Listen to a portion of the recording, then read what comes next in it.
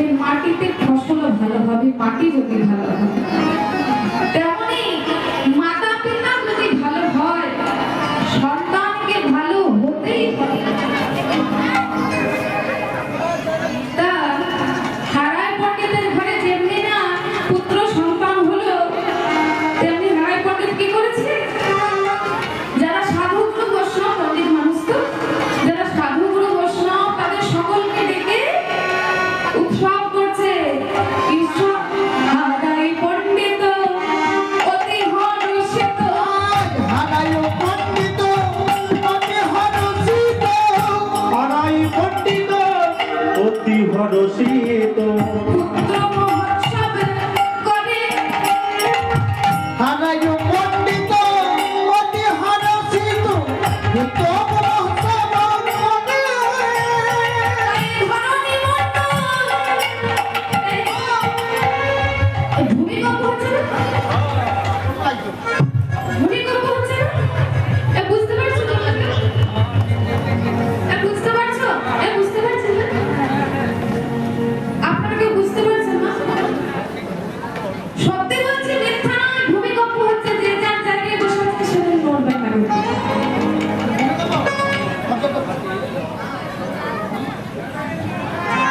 ভূমিকম্প হচ্ছে, তার মায়েদের কত খুশি দেখো। বলে খুশি হবে না? রোজার বলরাম এসেছে তো, তাই কি হচ্ছে? ধরণী মণ্ডল করে চলমল, আনন্দ নাহি গো ধরণী। করে ধরণী করে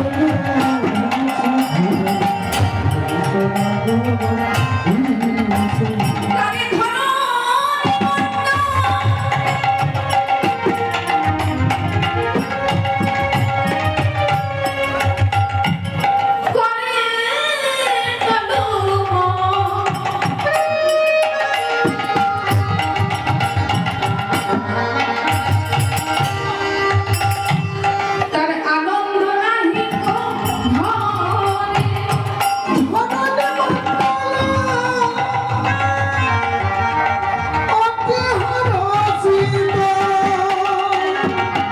আনন্দ নাহি গো ধরণী।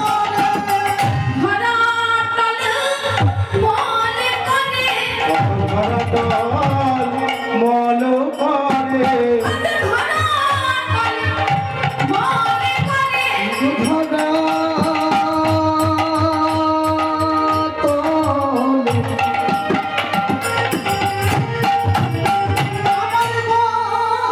মনে করে।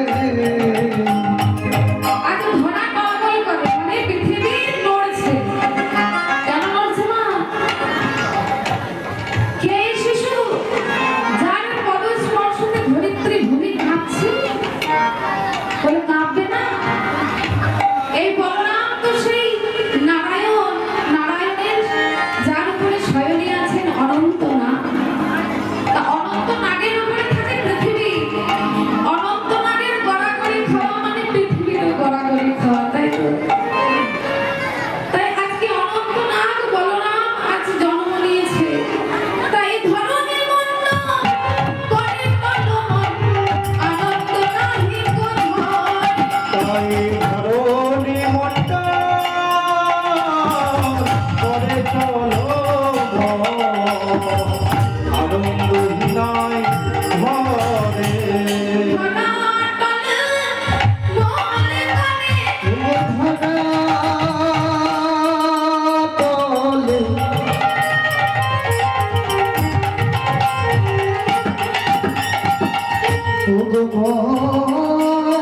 ভগবান করে ওই ছোট্ট শিশু পদা ভারে। ধরাতল মনে করে, শিশু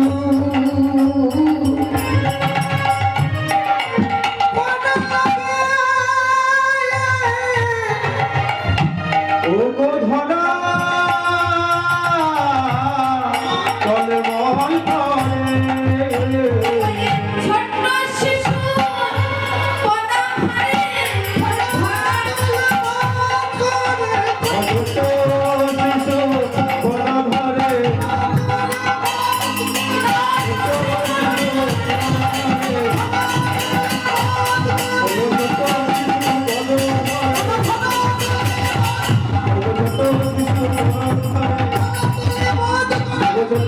ধরা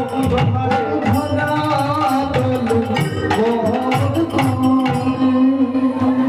ওমা, মাটি কাঁপছে আর হারাই পণ্ডিত মহোৎসব করছে সাধুগুরু বৈষ্ণবকে দেখে। তা বৈষ্ণবেরা সকলে মিলে হরিনাম করছে। যেমনি হরিনাম শেষ হলো, মা পদ্মাবতীকে ডেকে বলছে, পদ্মা, এই কোনো সাধারণ সন্তান নয়, এ নিশ্চয়ই কোনো দেব শিশু। তাছাড়া এই শিশুটির স্পর্শে কি মাটি কাঁপে?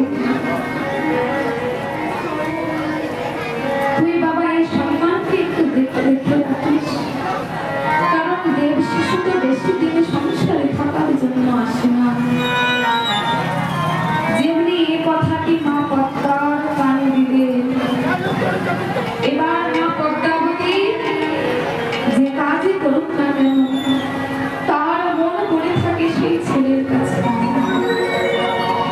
ছেলেটির অতি ভালোবেসে নাম রেখেছে সোনা দানা মানিক্যর যে মালি, তার নাম কি? কুবের। তাই ছেলেটির নাম অতি ভালোবেসে রাখলো কুবের। অন্য ছেলের থেকে আলাদা,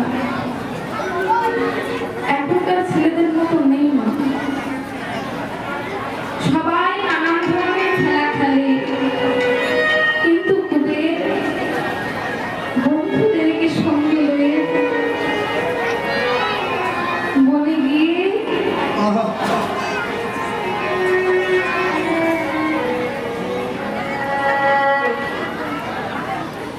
বন্ধুদেরকে বনে অঙ্গনে নিয়ে গিয়ে কখনো বা মহাভারত, কখনো বা শ্রীকৃষ্ণের লীলা কথা, কখনো বা রামায়ণের খেলা খেলেন। অন্য কোনো খেলা খেলেন না মা। ওই যে জন্মের সময় যে কানে মন্ত্রটা দিয়েছে সে তো কাজ হবেই মা। তাই একদিন কুবের তার বন্ধুদেরকে ডেকে বলছে, এই শোন শোন শোন, আজ আমরা রামায়ণের খেলা খেলব। বেশ, রামায়ণের খেলা খেলব। রামায়ণ খেলা বেশ।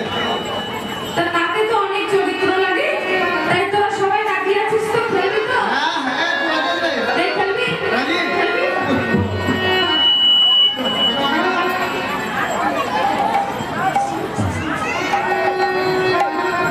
এরকম ছোট্ট কুবের তার সঙ্গীদেরকে নিয়ে গিয়ে বলছে, আচ্ছা আজ আমরা রামায়ণের খেলা খেলবো তো? তা তুই হবি রাম, বেশ? বেশ। আর তুই হবি ভরত, আমি বাহ আর তুই কি হবি বলতো? রাবণ। করুন লাগবে। বেশ, তুই হলি রাবণ। এ হলো কুবের, আর এ হলো শোন, তুই হবি হনুমান। বেশ, রাজি তো? বেশ। আর কুবের সেরেছে, কুবের বলল, আর আমি কি হবো জানিস? আমি হবো লক্ষ্মণ। আরে তোরা সবাই রাজি? হ্যাঁ তা বেশ, আজকে আমরা নাম খেলা খেলবো। তা আজকে আমরা সকলে মিলে খেলবো, কিন্তু মায়েরা বাবারা যত সবাই। রঘুপতি রাঘব। তা খেলছি সকলে মিলে রাম নাম গাইতে গাইতে। রঘুপতি রাঘব রাজা রাম পতিত পাবন সীতারাম। রঘুপতি রাঘব রাজা রাম পতিত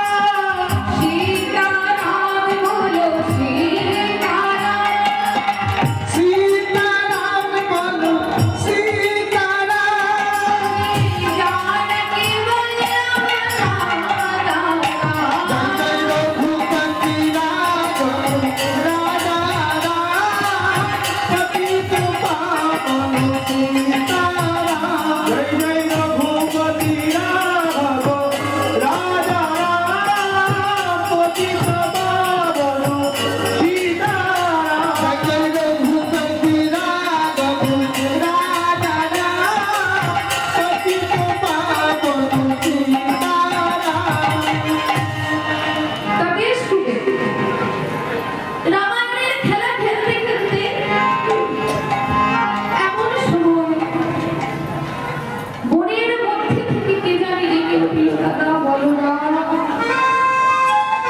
দাদা বলরাম, দাদা বলরাম, এই কি, এ আমাকে কে ডাকলো বনের মাছ থেকে? আমার তো কোনো ভাই নেই। ছুটতে ছুটতে গিয়ে মায়ের কাছে এসে বলছে, ও মা, মা, তুমি বলো না মা, আমার কি কোনো ভাই আছে? না রে তুমি, তুই তো আমাদের একমাত্র সন্তান, তোর তো কোনো ভাই নেই। ও মা, তবে জানি না কেন ওই মনের মাঝ থেকে বারবার আমাকে দাদা দাদা বলে কে জানি ডাকে। কুবের, তোকে না বলেছি তুই ওই বনের মধ্যে খেলতে যাস না? তোকে নিশ্চয়ই কোনো অপদেবতা পেয়েছে, কোনো ভূতে পেয়েছে। কুবের বলছে, ও মা, আমাকে কোনো ভূতে পেতে পারে না, আমাকে কোনো ভূতেও পাবে না, পেতেও পাবে না। কেন জানো? কেন রে কুবের? আমি যে শিয়ারাম রাজা রামের নাম হরি করি। বল হরি বল। এই নাম করলে কি কখনো ভূতে পায়? তা কুবের, তা তুই যখন ভয় পেলি তখন কেন রাজা রামের নাম করলি? ও মা, করেছিল। আচ্ছা কুবের, তুই কেমন করে রাম নাম করিস আমায় একটু শোনাবি বাবা? আমি একটু শোনাবি? হ্যাঁ মা, কেন শোনাবো না? তাই ছোট্ট কুবের মা পদ্মাবতীর কোলে বসে রাম নাম গাইছে। আহা। জয় রাম, শ্রীরাম, জয় জয় রাম, শ্রীরাম, জয় জয় রাম।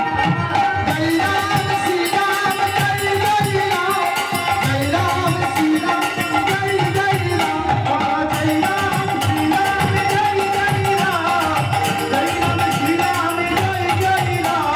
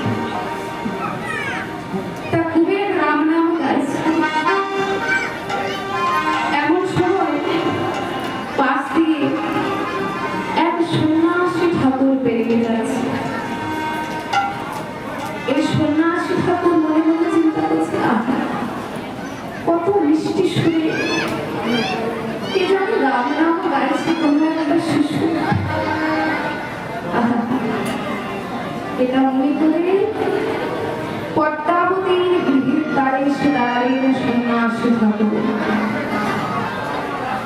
ভবতি ভিক্ষাম দেহি ভবতি ভিক্ষাম দেহি ডাকতে মা পদ্মাবতী এসে দুয়ারটা খুলে বলছে সন্ন্যাসী ঠাকুর আপনি এসেছেন আপনি কি সন্ন্যাসী ঠাকুর আমার না জানি কত সৌভাগ্য আপনি আমার গৃহে এসেছেন যারা সাধুগুরু মহাজন মানুষ যারা বৈষ্ণব মানুষ ভক্ত মার্গের মানুষ তারা জানেন না যে বৈষ্ণব আসা চারটিখানি ব্যাপার অনেক গির ফলে তবে সন্ন্যাসী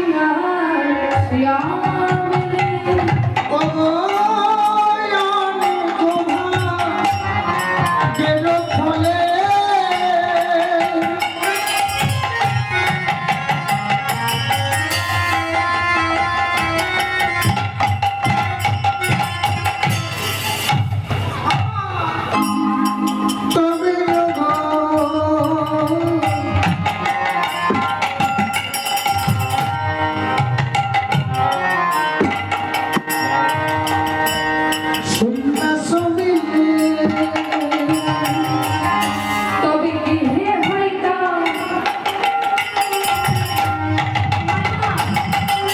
সন্ন্যাসীর সেবা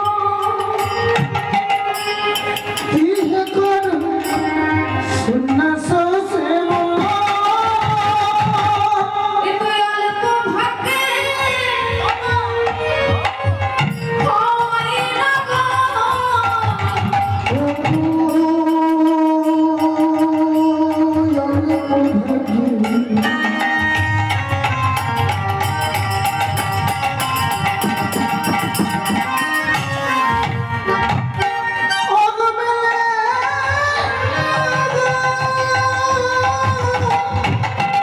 যাদের লেখায় আছে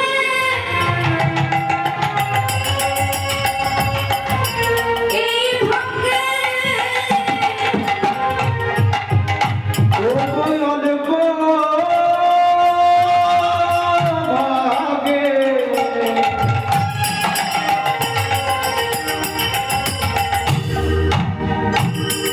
মেলে না গো যাদের লেখায় আছে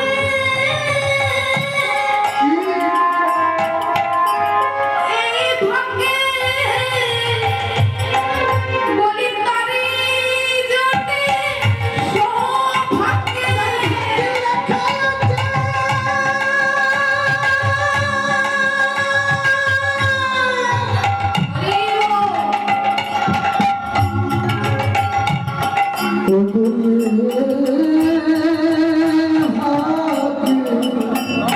গোজার ফুলে পাই জোতে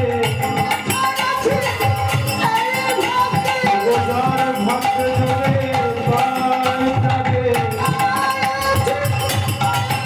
যার ভক্ত জোতে ভক্ত থাকে গোজার ভক্ত জোতে ভক্ত থাকে ভক্ত থাকে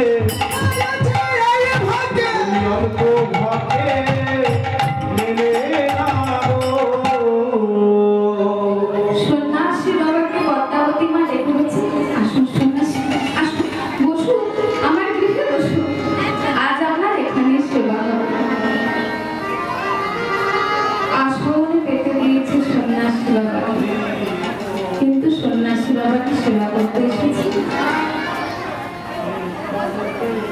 সন্ন্যাসী বাবা মা পদ্মাবতীকে বলছে মা একটু আগে যে রাম নাম করছিল সে ছেলেটা কে ও সন্ন্যাসী বাবা ও হলো আমার একমাত্র ছেলে কুবের কুবের আয় আয় বাবা আয় সন্ন্যাসী বাবাকে প্রণাম কর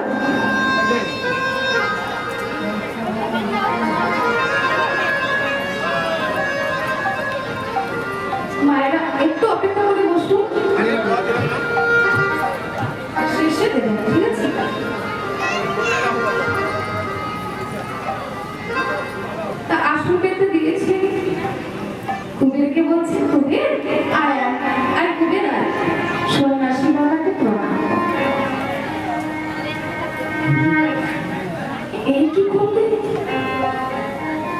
নিজেকে নিজে কি কখনো প্রণাম করে?